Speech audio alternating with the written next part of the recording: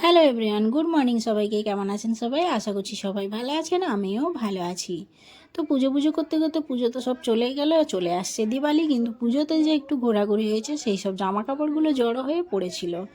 তো এতদিন কাজে ছিলাম বলে এগুলো ধোয়া হয়নি। আজকে যেহেতু সানডে, সব ধুয়ে আজকে মেলে দিলাম। তো এখানে এটা হচ্ছে আমার রুম। তো রুমটা দেখতে এরকম হলে কি হবে, এর দাম আছে কিন্তু 11-12 হাজার টাকা, ঠিক আছে। তো পাশে এখানে রুমগুলো অনেকটা ছোট, এগুলো একটু কমে আছে 8-8.5 হাজার টাকার মতো। আর এখানে একটা মাসিমা তুলসীকে জল দিচ্ছিল। যাই হোক, এখানে আমি রেডি হয়ে বেরিয়ে পড়েছি, একটু কাজ আছে আমার, কাজ বলতে একটু ডিউটিতে যাব। আর এটা হচ্ছে আমার ওনারের রুম। তারপর পাশে এদিকে ভাড়াটিয়াগুলো থাকে। তো ডিউটি বলতে একটা বৌদির ডেঙ্গু হয়েছিল, উনি হসপিটাল থেকে এসেছে, তার জন্য আমাকে একটু সানডেতে ডেকেছে। না হলে সানডেতে আমার ছুটি থাকে। তো এখানে আমার বাহনকে নিয়ে এবার আমি বেরিয়ে যাব। আর আমার গেটের সামনেই আছে একটা ব্রেকফাস্টের দোকান। তো দেখতেই পাচ্ছ রাস্তা পুরো ফাঁকা, কোনো দোকান খোলেনি, শুধু চায়ের দোকান আর চিকেনের দোকানটা খুলেছে, যেহেতু আজকে সানডে আর অনেকটাই সকাল, তার জন্য। তো যেতে যেতে অনেক কটা মন্দির আছে। প্রথমেই আছে সাই বাবা মন্দির, তারপরে ভোলেনাথের মন্দির, তারপরে এখানে আছে, এটা একটা খুব নামকরা কোন্ডাপুরের পুলিশ ক্যাম্প। তারপরে এখানে আছে অনেক বড় একটা মন্দির, যেখানে অনেক রকমের সব রকমের ভগবান থাকেন এর ভেতরে। আর সামনেই একদম আছেন জয় বজরংবলীর মন্দির।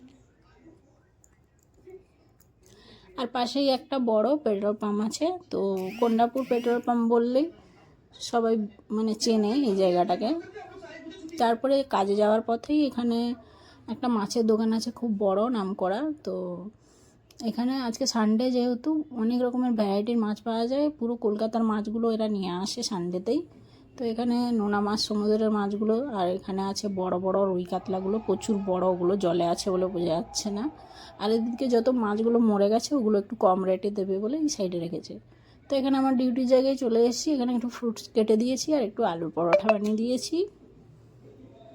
তারপরে বাড়ি চলে আসার সময় একটু চিকেন নিয়ে এলাম, আজকে যেহেতু সানডে চিকেন তো খেতেই হবে, তার জন্য। আর একটু ডিম নিয়ে রেখে দিলাম ফ্রিজে, আর একটু আদা রসুন আর কাঁচা লঙ্কা, একটু পালং শাক নিয়ে চলে এসেছি।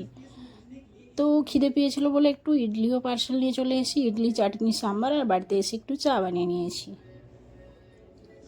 তো কেমন লাগলো আজকের আমার ছোট্ট মিনি ব্লগ ভিডিওটি, কমেন্ট করে অবশ্যই জানাবেন। আর আমার ভিডিওগুলো যদি আপনাদের ভালো লাগে, একটু ভালোবাসা দিয়ে পাশে থাকবেন। সবাই ভালো থাকবেন, সুস্থ থাকবেন। আজকের মতো টাটা।